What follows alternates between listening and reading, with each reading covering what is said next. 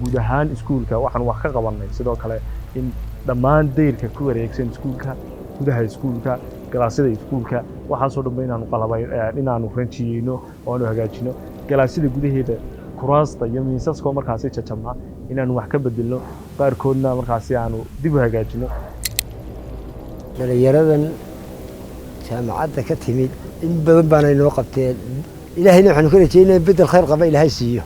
iskuulka waxaanu ku beernay ugu yaraan 100 geed oo iskugu jira geed cunteed geed hadheed iyo geed markaasi ubaxa ama ubaxya ay iskugu jira shayga ballanka la aad ayuu adeegay waxaan isku dayaynaa insha Allah biidmiillah inaanu bahalka si wanaagsan u ilaashano u daryeelno waayo baahidan u qabnay baaba baritin la'aan iskuulka jirta tartanka adeega bulshada ee jaamacadaha Soomaaliland waa barnaamij qiimo badan oo uu maalgeliyo bangiga caalamiga ee Premier Bank isla markaasina ay fulinayso xarunta arrimaha bulshada ee Umma Center waa barnaamij ay ku tartami doonaan 16 kooxood oo ka kala socda 8 jaamacadood oo kamid ah jaamacadaha Soomaaliland kooxaha tartamaya ayaa fulinaya mashaariic adeeg bulshada waxaana ugu dambeyn kala saari doona xildheerayaal adeega bulshada sanado badan ku hawlana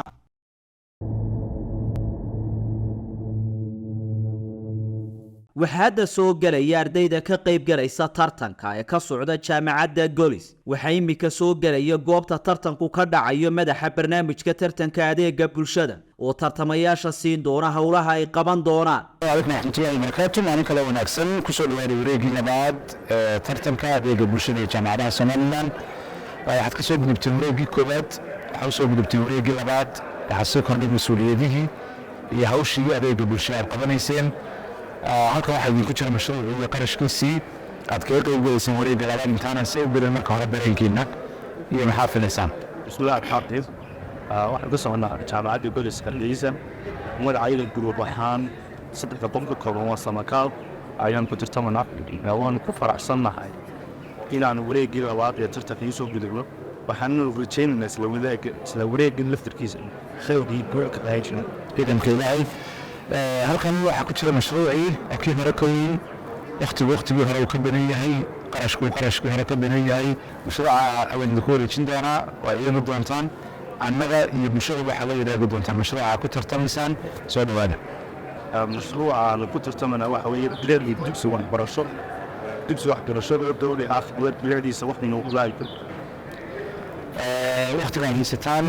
yani 20 saacadood oo isugu jira maanta warbixin وغلطي ساعة شقاء waxaan weli jeednaa guriga gabadhii weyn wadanka ilaahay adeegyada bulshada ay muddo xamal sanad si fiican uga soo baxdaa waxa hadda tartamayaasha loo sheegay in dugsi waxbarasho dawliya ay bilicdiisa wax muuqda ka bedelaan waxaana hadda ay gudagaleen sidii ay hawsha u qorsheyn lahaayeen bismillaahir rahmaanir rahiim assalaamu alaykum waraxmatullaahi wabarakaatu waxaanu nahay ardayda ka socota jaamacadda Golis gaar ahaan groupka magaciisu yahay samakaal mashruucan ku tartamana waxa bilic dugsi waxbarasho loo sameeyo dugsi waxbarasho oo dawli ah biliciisa wax muuqda ka bedel dugsiyada hoose dhexe ayaa wax laga bedelayaa markaasi kaabis iyo wax ka bedelba lagu sameeynaya waxaan rajaynaynaa guul tartankii koobaad sidaan ugu guuleysanay kan labaadna waxaan rajaynaynaa khayr iyo inaanu ku soo bixi doono haddii Rabbi idmaayo soo dhawaada marka hore ilaahay maadka subhanahu wa ta'ala inaga soo gudbiyay wareegii koobaad insha Allah kana inaynu guuleysano dhamaanteen ayaan rajaynayaa haddii aan ku bilaabo aniga fikirkayga waxay la tahay markaan ka bedelayno bilicda dugsiga in maxaan ku raahdaa kow inaynu ku sameeyno dhirbeeris oo kale inaynu horta xaaladda guud ee dugsiga qiimeeyno waxyaabo u baahan yahay inaynu maamulka soo wareysano waxyaabaha ugu habboon ee ka qaban karno dugsiga idinkana sidii la tahay bilfikirkiina ku darsada ugu horeyn ilaahay baa mahad iskale wajigii labaad ee mashruucan isku keenay filaya horta inaynu wax weyn sameyn karno waayo waxaan saddex maskaxood isku tagay marka wax badan baynu bedelaynaa insha Allah waxaan sameynaynaa dhirbeerista sheegtay oo kale dayac horta iskuulada dawliga inta badan dayac uu ka muuqda marka wax ka bedel fara badan baynu sameynaa insha Allah guulna waan noo rajaynayaa dhamaanteen haddii ilaahay ka dhigo gobolkan waxaan isku dayaynaa inaynu shaqada ku kacno iskuulka ugu mudan markaasi duruuftu ka muuqato arday badanna ay dhigato dawlina ah dugsi hoosena ah kaasay la tahay markaa inagu abaarno shaqada muuqatee laynoo diray inaynu ka qabno si fiican intaynaan ku dhaqaaqin waxaynu samaysan doonaa kriteeriyada aynu ku dooranayno iskuulka aynu tegayno ama waxyaabaha aynu iskuulladoo dhan markaynu assessmentka soo samaynayno waxyaabaha aynu ku dooranayno inuu noqdo iskuul primary ah ama secondary ha noqdee inay baahiyo fara badan ka muuqdaan markaynu maamulka wareysano waxyaabaha ay noo sheegaan qaabkaynu u qiimeyn doonno insha allah wax badan baynu isla eegi insha allah allah inagu guuleeyo falanqayn iyo doodeer kadib tartamayaashu waxay isla qaateen siday hawsha u gelayaan waxaana ay bilaabeen inay baabuurtooda fuulaan hadda kooxda ka socota jaamacadda golis ayaa raadinaya dugsi dawli ah si ay dayactir ugu sameeyaan isla markaasina bilicdiisa wax muuqda uga bedelaan waxaana ay baadigoob ugu jiraan sidii ay u heli lahaayeen dugsigii ku habboonaa tartamayaasha ka socday jaamacadda golis ayaa hadda helay dugsigii ay hawsha ka qaban lahaayeen haatanna tartamayaashu waxay bilaabeen inay gudagalaan hawshooda. Asalaamu calaykum, magacaygu waa Israa Cali Maxamuud ka tirsan gruubka Samakaal ee ka socda tartamayaasha jaamacadda golis. Shalay 9 subaxnimo waxaan ka anbabaxnay jaamacadda golis waxaana noo anbabaxnay inaanu wax ka soo qabano iskuul dawli ah oo maxay ahayd aanu bilicdiisa wax ka bedelno taasoo mashruucayagii aan ku tirtamaynay aanu helay oo ku saabsanaa markii aanu u anbabaxnay inaanu wax ka soo qabanay iskuulkaas waxaanu marnay ilaa 27 iskuul oo ku yaala degmada Hargeysa saan u soconay raadinteedii waxay nagu qaadatay waqti fara badan waayo golaha deegaanka maxay ahayd degmada Hargeysa iyo Maayer Cabdikariin Axmed Mooge Ilaahay dambigiisa ha dhaafay waxay wax muuqda ka qabteen iskuuladii aanu target gareynay oo dhan ee ku yaalay degmada Hargeysa iskuul kasta markaan tagno caqabada koowaad ee la kulmaynay waxay ahayd inaanu aragnay iskuulkii oo nidaamsan marka waxaan weynay inaanu helo iskuulkaas waxaan u soo anbabaxnay inaan nimaadno IDB-ga Sancaani oo ah halkii aanu ka helay iskuulka aan imika wax muuqda ka qabanay gruubkaygan Samakaal walaalahay magaciisa iyo jaamacadda ka soconaba idin sheegay maanta waxaan u soo anbabaxnay in aanu iskuul wax qabad ka sameeyno bilicdiisana waxa taaban kara aan ka sameeyno iskuulkan walaashay idin sheegtay waxaanu ka qabanay ama aanu ka bedelnay dhammaan galaasyada waxay ka kooban yihiin 6 galaas oo maadaama primary yahay isla markaasina uu ku yaalo IDB 7 galaas waxaanu ranjiyeynay gudihiisa iyo dibadiisaba ugu yaraan 5 galaas sidoo kale deyrka oo ahaa bilaa ranji oo korna aanu qaadnay ayaanu waxaan isku daynay in aanu ranjiyeyno isagana waanu ku guuleysanay waanu sameynay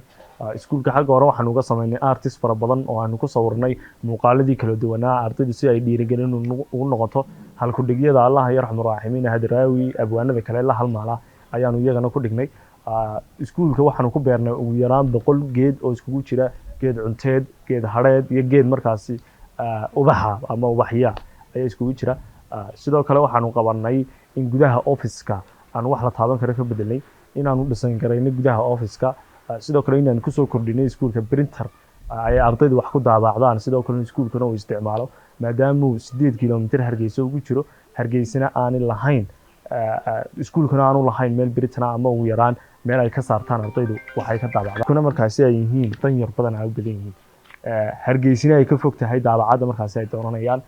guud ahaan iskuulka waxaan wax ka qabanay sidoo kale in dhammaan deyrka ku wareegsan iskuulka gudaha iskuulka galaasyada iskuulka waxa soo dhanba inaanu qalabay inaanu ranjiyeyno oo aanu hagaajino galaasyada gudaheeda kuraasta iyo miisaska markaasi jajabna inaanu wax ka bedelno qaarkoodna markaasi aanu dib u hagaajino albaabada galaasada markaasi qaarkood dhulka yaaleen inaanu ku xidhno inaanu qufulkii handaraabkii u sameeyno in markaasi ay qufulmayaan iskuulkiina sidaas isku ilaagsan yahay inta waxa dheer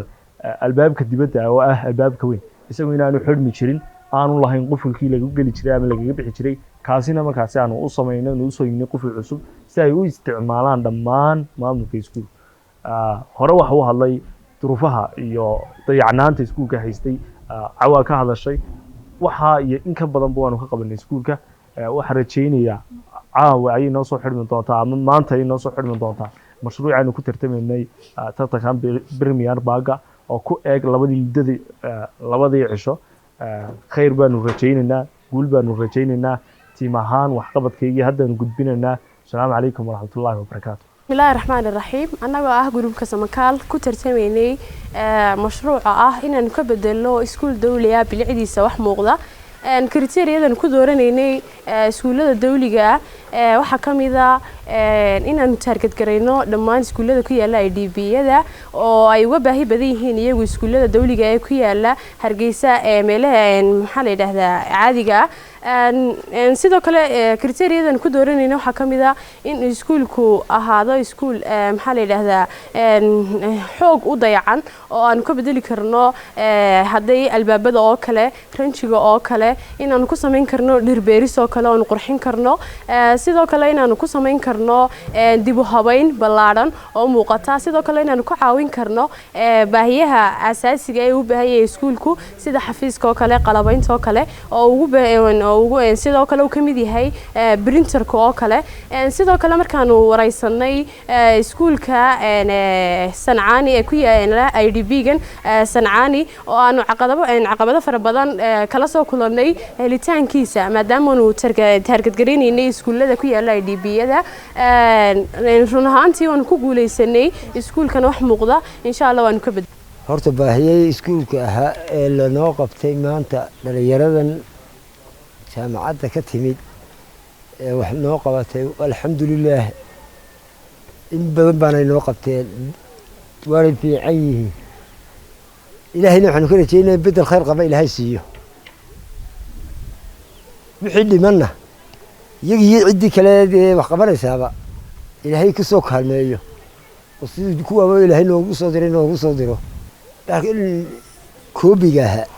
iyada ay mustacjal aada loo sii ahaa albaabadii guriga iskuulka istambarkiisii wajahadda ilaa albaabkii birtahaa oo daxalahaa intaba ilaahay mahada ka gaadho way quweeyey waana inoo dhalaaliyey intay inoo qabanayeen iminka inta dhimanna waxaanu ilaahay ka rajaynaynaa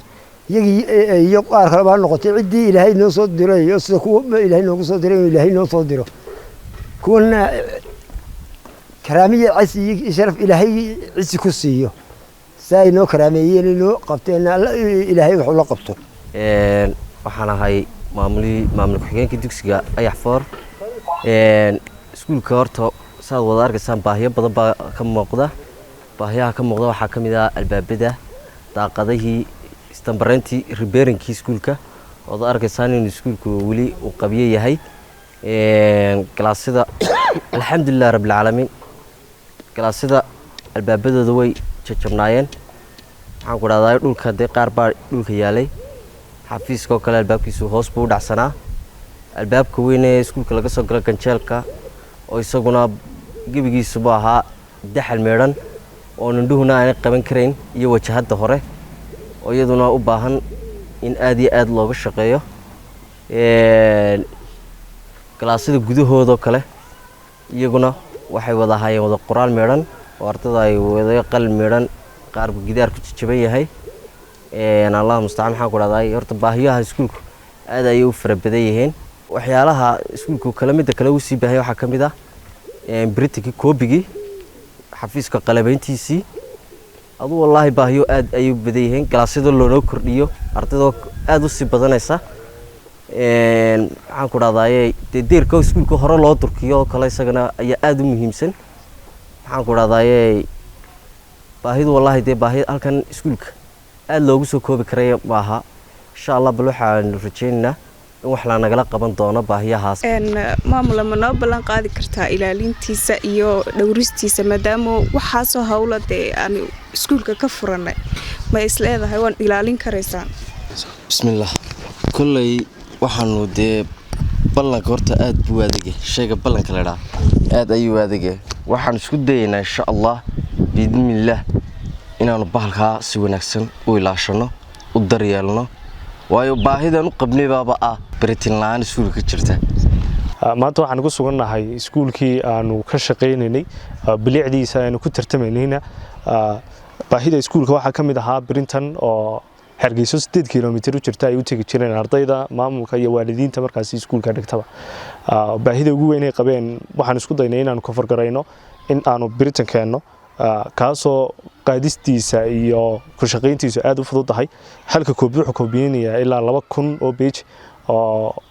ay ardaydu mararka qaar kaga baaqan jireen imtixaanaadka quiziska ama tastiga markaasi ay leeyihiin ay kaga baaqan jireen waxaan rajaynayaa inuu baahidaasi noqoto mid alla daboolo oo ay ku kaaftoomaan alla noo waariyo annagu run ahaantii xamaanu qaban ilaahay baa wax qabtay ilaahay baan ugu mahadnaqanaa wada shaqayn maamulka iyo annaga ayay ku dhalatay in aan keeno Britika waxaan rajaynayaa inuu maamulku oo ila taagan oo iga gudoomo waa Britinkii in badan buu idin hayn karayaa waa haddii la daryeelo marka waxa weeyaan khayr baan idin rajaynayaa waxaa dhacday taxaamada qaar in koobiga waalidku ilmihii lacagtii uu waayo tahli waayo macalinku gulnama qaato inuu meel ka dabaraba aanu hayn in ilmaha caruurta qaar ee halka bay taxaanka kaga bahadaan koobiga ay ku waayaan waxaa hadda madasha uu ka dhacaya tartanku soo galaya madaxa barnaamijka tartanka adeega bulshada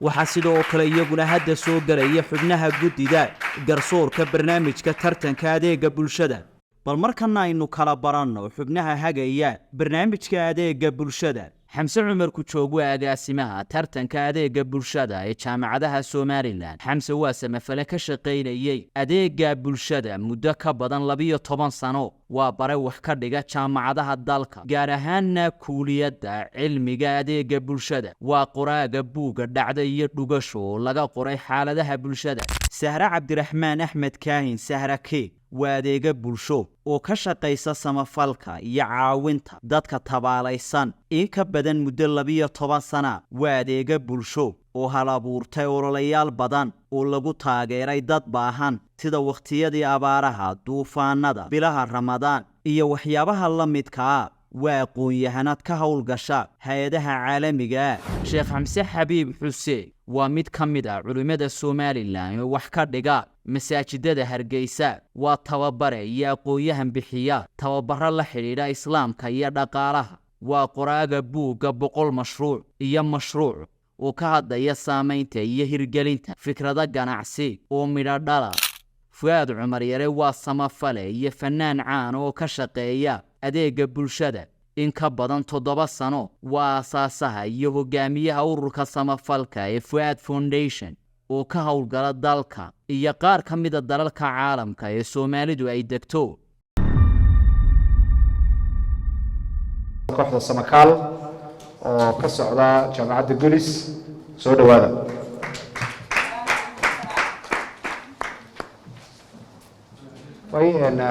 marka koobaad kooxda samakaal soo dhawaada oo ka socda jaamacadda Gulis kooxdan shaqadii loo diray waxay ahayd adeeg bulsho adeega bulsho waxa qayb ka ah dadka danyarta la caawiyo waxa qayb ka ah goobaha bulshadu ay wada leedahay oo laga shaqeeyo sida awgeed baa waxaynu arki doonaa wareegga labaad dad badan oo runtii adeegyo bulsho kala duwan fuliyay waxa loo diray dugsi waxbarasho oo dawli ah in bilicdiisa wax muuqda ay ka bedelaan 2 daqiiqo haysataan sidee wax u qabateen maxaa caqabad idinka hor yimi maxaa idin qabsoomay 25 February jaamacadda gudaha Gulis baanu ka baxnay 720 iskuul oo gudaha Hargeysa baanu marnay dawladda hoose Hargeysa markaasi hagaajisay ama iskuulada qaar oo dadkii la taarka ahaa ama ardaydii dhiganaysa waalidiintood ay hagaajiyeen 720 iskuul waxay noqdeen wax la wado iyo wax dhameystiran oo aad u qurux badan maalinta koobaad waxaan ku qaadanay raadinta iskuulka 189 kiiloomitir oo Hargeysa gudaheeda baanu soconay marka ugu dambeyn 6dii galabnimo ayaan iskuul helnay iskuulkaas waa 8 kiiloomitir buu Hargeysa ka xigaa waa Ayax 4 IDB-ga Sancaan la yiraahdo iskuulkaas oo aad u daruufanaysa duruufta iskuulka waxa ka muuqatay in albaabada ay jajabnaayeen rinji badan oo u baahnaa deyrka oo kale u burbursanaa rinji badan ba aanu lahayn sidoo kale dhirba aanu kuba yaalin dhowr geed oo qalalay ayaa ku dhex yaalay dhirayn buu u baahnaa wax qabadkayga annaga intaanu qaban karnaa aanu ka qabanay iskuulka galaaskiisu way koobnaayeen oo 8 galaas buu ahaa wuxuu u baahnaa galaasis dheeraadkiina waxaanu toos la xiriirnay maayirka magaalada iyo waliba tan gudoomiyaha degmada gacma dheere oo uu ka tirsan yahay iskuulka degmada marka laga eego halka 31 May degmooyinkaanu marnay 6 degmaanu marnay oo 9ka degma marka iskuulkaas aanu soo helnay waxaanu ka qabanay kulay muuqaalka ay ku xuseen aad iyo aad baa mahadsantihiin hawl weyn baa soo qabateen waqtigayna eriyay su'aalaha rabaa inaan bilaabo waxaan markan ka soo bilaabi doonaa Fuad Cumar Yare shaqo fiican baa soo qabateen waayo caruur badan ayaa ka soo baxay iskuulka caruurtana in la dhiso way fiicanta waa meesha laga soo maxay deeyeen bini'aadamka ay ka soo abuurmayaanba ama ay wax ka qaban karaan in dugsiga wax badan baa ka qabateen maamulaha dugsigu inkastoo ay ognayn dawladda hoose inay wax badan qabatay ilaahay khayr siiye ma la xiriiray maayarka lix waxa nagu sheegteen halkan fasal inuu ahaa inkastoo markasta awoodooda iyaga laftooda ay qabanayaan inuusan la xiriiray oo is xasuusiyaan haddii galaasyada ay kari waayeen wadada lafteeda waxaan ka arkaynay raf inay cagaf oo kale loo geliyo si ay ugu fududaado isgaarsiinta magaalada oo 8 kilomitir ay u jirto taas waa mid talabaad waxa weeyaan iskuulka aad tagteen idinka ma idinku tala jirtaa mar hadda jaamacad maraysaan iskuul soo marteen inaad dib ugu noqotaan oo xiisado ka gashaan haddii waqtigu idin saamaxo saw ugu faa'iideysaan بسم الله الرحمن الرحيم marka hore ilaahay baa kala subhanahu wa ta'ala marka labaad dhamaantii waan idin mahadnaqaya gaar ahaan banalkana si gaar ah nagu mahadnaqaya haddii aan isku dayo su'aashaadna weydiisay inaan ka jawaabo horta iskuulka raadintiisa caqabado fara badan baa nagala soo dirsay iskuulkana markii aan helnay intii karaankayga ahayd delimitation-kayga ahayd as social worker ahaana aan ku diri karaynay anagu waan ku darnay oo waan u qabanay maayirkana waan ula socodsiinay runtii abaal badanna uu noogu hayay isagu iyo mahadnaq far badanna waanu kala kulanayo markii aan u sheegnay baahiyaha kaarka kale iskuulku u baahan yahay uu nala qaatay waxa uu yidhi waan uga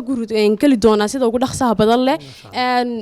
anagu adeegayaal bulsho maadaama nahay waxyaabo fara badan baa nooga qorshaysan iskuulka inaan dib ugu noqono inaan horta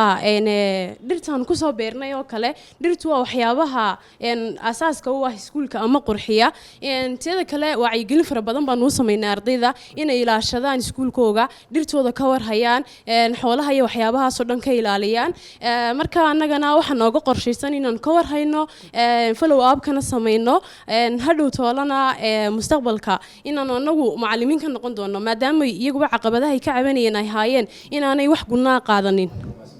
bismillaah haddii aanay dhaafin intii aan maqnaa waxaan jeclaan lahaa inaad ii soo martaan 1 2 3 shaqooyinka ka qabateen printerka iyo waxaan arkay ranjiyeynta iyo dhirta saddexda waxaan ahayn ma jiraa suuliyada oo kale waxyaabaha sustainability-ga leh ama joogtaynta leh miyaa suuliyadooda soo eegteen wax sama ku darteen soo dhawaada bismillaahir rahmaanir rahiim wax badan baanu ka qabanay waanu taxnay ilaa 9 qodob oo aanu ka qabanay ayaa iskuulka jira waxaanu kaga bilaabanaa dhirta waxaanu geynay 100 geed oo iskugu jira hadh ubax oo faraawalka iyo wixii iyo geed cunteed saddexdaas iskugu jira geedahaanu geynay marka geedaha kharashku noogmu jirine wasaaradda deegaanka ayaanu ka qaadnay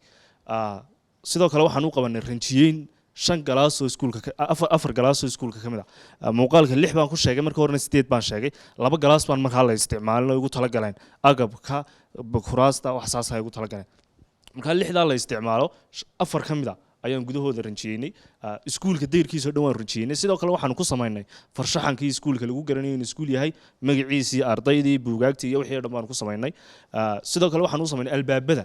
oon xidhmaynba oo kii dibadda iyo kuwii gudaha oon markaa qufuladii iyo ranjiyeyntii iyo wixii dhan aan u sameynay Britain baan ku wareejinay oo wad yara suuraysan kartaa hal koobi ayuu macallinku u soo safray 8 kilomitir oo Hargeysa kaasna waanu geynay su'aashan isweydiinaya waxa weeyaan 1 day to 27 iskuul baad martay 200 kilomitir waa burcagteeda ka soo noqotay xogtu meesha ka dhow inkastoo imika maamul daadajin la sameeyay oo dawladda hoose xogta hayso mar walba horta waxaan ka fikirnaa cidda meesha ugu sareysa inaan gaadhno haddaan gaadhi kari weyno inaan rafaadno ma isku daydeen waaxda arrimaha bulshada ama waxbarashada qaabilsan mashruucan iskuul daadajinta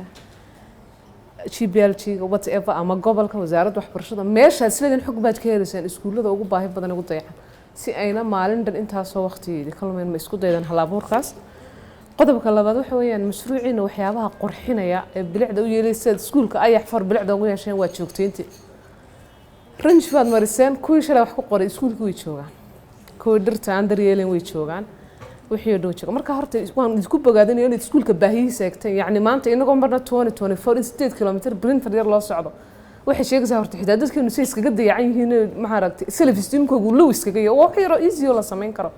marka waan arkay gudidii xaafadda waalidiintoodii kama hadlaqaya si u sustainable wixii oo noqdo ardayda ugu qalqaalisan iskuulka dhibaya club ma u sameysay wacyigelin waad samaysay laakiin arday galaasyada aad ka soo xusheen waliba kuwa ugu libaaxsan galaasyada intaad wacyigelin guddi ma u samaysan ma tiraahdan waar dhirta iyo ranjiga idin kale ku mara abaalmarinood ka helisaana ilaashada mas'uulba uga dhigtay bismillaah su'aasha koowaad haddaan isku dayo markii horeysayna hawsha bilownay meeshii horeysayna target garaynay waxay ahayd inaanu tagno maxay ahaday aduu waxbarashada gobolka ayaanu tagnay gudoomiyihii iyo gudoomiye ku-xigeenka labadaba waan la kulanay marka waxayna siiyeen iskuul aduu 2 iskuul 3 iskuul bayna siiyeen inagu yiraahdeen iskuuliskaas maxay ahaday waxaad kuwaad wax ka qaban kartaan iskuulada qaar ka mid ah criteria way buuxin waayeen waayo kharashkaanu sidanay iyo maxay ahaday wixii galayba kala badnaaday iskuul ku yaala